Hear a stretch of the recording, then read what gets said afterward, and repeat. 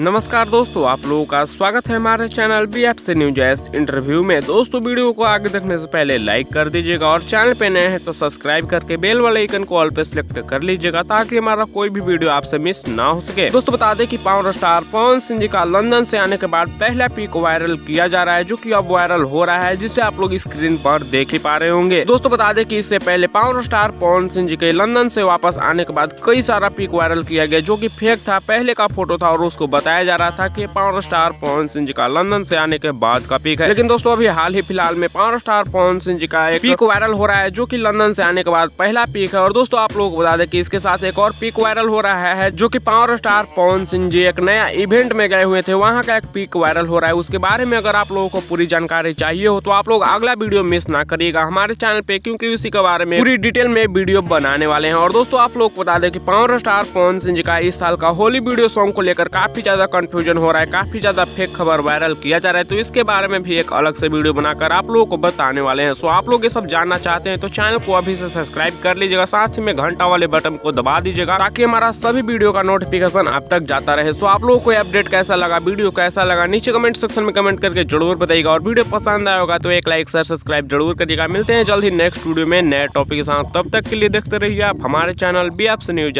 Interview.